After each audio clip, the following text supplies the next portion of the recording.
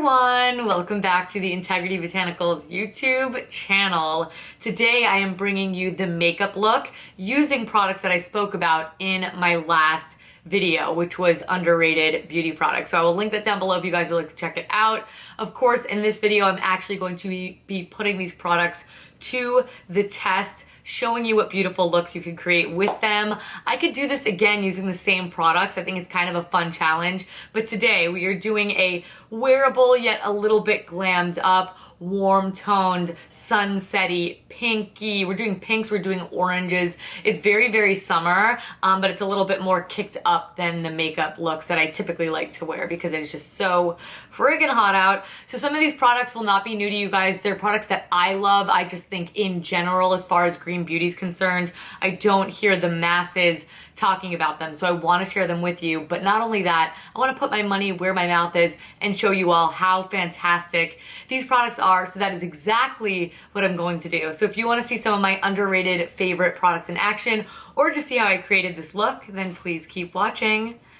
So since we're keeping things underrated, I didn't share with you the foundation I'm wearing or my eyebrows or concealer, so I'm gonna include that all down below. So we're jumping right into bronzer, and I'm using one of my underrated favorites. That is the Vapor Powder Bronzer. This is in the shade Eclipse. This is the only shade they currently have, but for a light medium skin tone, it's so beautiful. You can see it's a really nice level of pigmentation, yet it's blending really nicely as well. So I'm just generously applying that on forehead, cheeks, and chin.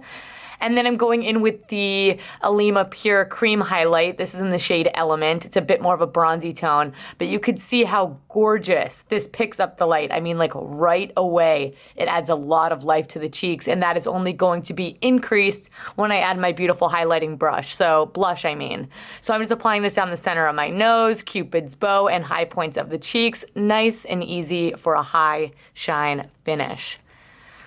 There's the blush we're talking about. This is the Antonym Highlighting Blush in Lily. I am using the same Cure Weiss powder brush because I just want a really nice, generous application of this. It works really well in layers, so it's not sheer, but it's quite a buildable formula, and that's, I think, the way that it looks the best on the skin. So I'm just taking my time building this up in layers. You know, I like to apply a little bit to the bridge of my nose as well, and this time is no exception. Going right into eyes, I'm taking the Delium Tool 781 brush, and this is the Rituel de Fille Cream Pigment in Delirium, which is this really beautiful, rich, deep orange. So I'm really just packing this color on in my outer corner in that sort of cat eye V shape because I really want the concentration of this color to be on the outer edge. So I'm just first laying this product down. You can see it's not at all pulling at my eyelids. It's depositing a really nice amount of color, and then I'm just going to drag that out, and I will be blending it here shortly, but I am just depositing the color on thick so I get a really nice, rich color payoff.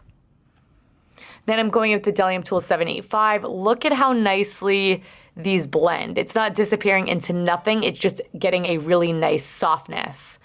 Then I'm going in with the Air Perez. This is the Conceal and Blend brush, something like that. But I'm just using that flat side and the Sappho single eyeshadow in the shade Victoria, which is a lighter version of what I already put in my crease. And this is a powder formula, so I am just connecting these two together. I'm not trying to cover up the outer edge too much, but once I lay that color down, I'm then going to deepen up the crease again with Delirium, just so there's a nice level of contrast. I want it to be very warm. They are very similar in tone, but I do want the definition to be on the outer half of the lid. So I'm just going ahead and applying it the same way I did the first time, and then I'm just going to go in with a fluffy brush once again and soften those edges. Then once I do that, I'm going in with the 100% Pure Rose Gold palette in the Antonym number 10 brush. I'm going with the center shade here that I love, and I'm really focusing that on the crease, but you can see I'm also bringing into the first third of my eye as well, just to really brighten that area up. I think this is a really pretty shade. It has a little bit of a pink tinge to it. I am also going to take that on my brow bone, and this is a really high shine finish, and I just really, really loved it for this look. Then I'm going to go in with another Air Perez dual-sided brush. I think this is like the Smudge and Shade or something like that. I'm going to link it down below for you. And this is the Sappho Single Shadow in Jono. So I wanted a really soft level of definition there at the lashes. I'm going to sort of connect it up into my crease there a little bit as well, and then blend those two together, again, with my Delium Tool 785 brush, which already has a little bit of the color on it. Then I'm going to take the Rituel de Fille cream pigment in Delirium, and I'm going to use the opposite side of that brush that I just applied Jono with, and I'm going to put a touch of that on the lower lash line as well. And then I'm going to go in with the Delium Tool 778 brush, and I am just going to soften that edge just a little bit, and I'm connecting this for that really feline shape that I love. Mascara, I just want to let you know which one I'm using. It is the Lily Lolo mascara. This is not an underrated product. I do think that other mascaras have sort of overshadowed this since its initial launch and love, but I am still really, really enjoying this mascara, and I'm applying a whole lot of it, like I usually do. For lips, again, this lip liner isn't one of my underrated items. I think a lot of people do enjoy the Kjaer Weis lip liners, but I am just taking the shade Mauve, I believe I am using here, and I'm just giving a soft definition to my lips just because I'm going in with a more sheer lip item. I didn't want to lose my lip definition at all, especially because I don't have the most defined lips in the world. So I'm just rubbing my lips together, nice and creamy, and then I'm going to top this all off with one of the Vapor Lip Nectars. This is in the shade Desire, and I really, really love these highly moisturizing sheer lipsticks to finish the look. Alright everyone, this is it. This is my completed look using makeup products that I believe to be underrated.